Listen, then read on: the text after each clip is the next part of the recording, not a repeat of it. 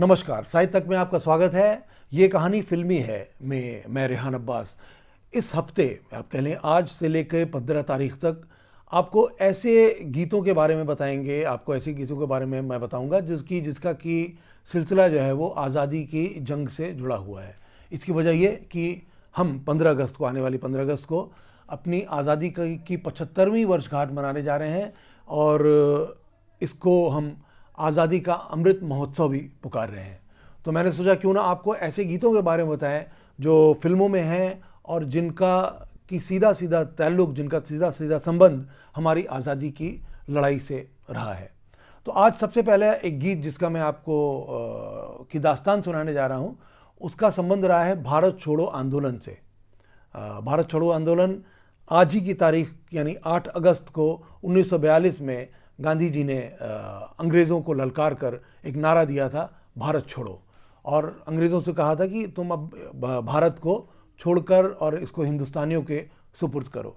और ये बहुत बड़ा मूवमेंट था भारत छोड़ो आंदोलन, और इसने बहुत से लोगों को, आम नागरिकों को तो प्रेरित किया गांधी जी के साथ चलने के लिए और अंग्रेज़ों के ख़िलाफ़ आवाज़ उठाने के लिए। और इससे बहुत से कवि भी प्रेरित हुए और उनमें से एक थे कवि प्रदीप, जो फिल्मों में गीत भी लिखते थे, जिनके बहुत से मशहूर गीत हैं। और उन्होंने इस मूवमेंट से प्रेरित होकर एक गीत लिखा, दूर हटो ए दुनिया वालों, हिंदुस्तान हमारा है। और इस गीत को 1943 में फिल्म किस्मत में इस्तेमाल किया गया। और ये गीत आपको जानकर ताज्जुब होगा कि ये गीत इतना ज़्यादा चर्चित हुआ, इतना पॉपुलर हुआ कि जब भी ये गीत फिल्म देखने जो वाले दर्शक जब इसको सुनते थे, फिल्म दर्शक, तो बार बार वो उस गीत को रुकवा कर ये कहते थे कि इसको दोबारा प्ले किया जाए, दोबारा सुनाया जाए। ये अपने आप में बिल्कुल ही दिलचस्प किस्सा है, क्योंकि ऐसा कभी भी आपने कभी भी किसी गाने को सुनकर थिएटर के अंदर ऐसा नहीं किया होगा। लेकिन वो दौर था, लोगों के अंदर जज्बा था, आज़ादी की जंग का वो जज्बा जो कि लोग चाहते थे कि पूरा हो, और लोग चाहते थे कि हिंदुस्तान छोड़कर अंग्रेज़ वापस चले जाएं। और यही वजह थी कि इस गाने का इतना बड़ा इम्पैक्ट जो कि गांधी जी के मूवमेंट के साथ जुड़कर लोगों के दिलों, लोगों के जहनों पर पहुंच रहा था। और आलम यह था कि जैसा आपको मैंने बताया कि फिल्म किस्मत 1943 में जब ये गाना उसमें इंक्लूड किया गया, जब ये गाना उसके साथ था, उस फिल्म में शामिल था, तो लोग बार बार उठकर एक तो ताली बजाते और वंस मोर की आवाज़ लगाते और गाना रोक के दोबारा चलाया जाता। अच्छा, इसमें एक बड़ी खूबसूरत बात ये थी कि सेंसरशिप बहुत ज़बरदस्त थी अंग्रेज़ों की तरफ से।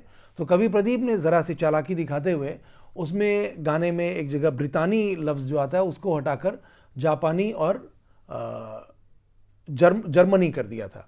लेकिन जो उनका इशारा था वो ब्रिटिश हुक्मरान जो है वो समझ गए और उन्होंने एक तरह से उनको गिरफ्तार करने की कोशिश किया, उन पर उनके घर पे दबिश दी, तमाम बातें हुई।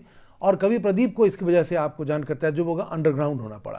तो इस गीत की जो बागियाना लाइन थी, जो बगावत का उसके अंदर जो जज्बा था, जो क्रांतिकारी उसके अंदर एक एहसास था, वो लोगों के दिलों में तो एक जुनून पैदा कर ही रहा था, दूसरी तरफ अंग्रेज़ों की भी को भी हिला के रख दिया था इस गाने ने।